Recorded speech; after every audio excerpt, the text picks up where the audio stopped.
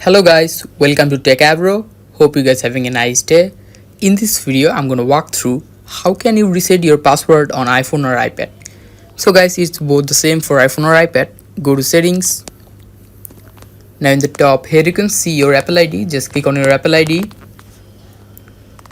Now after clicking your Apple ID, the second option here you can see sign in and security. Click on it. Now after clicking it, here you can see change password. Just click on this option, change password.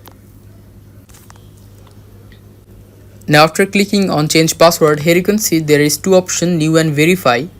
In the new option you need to choose your new password, what you want to choose your new password to be, and in the verify option you need to just verify the new password, and after that click the top right change, and by clicking change you can just change your iPhone password.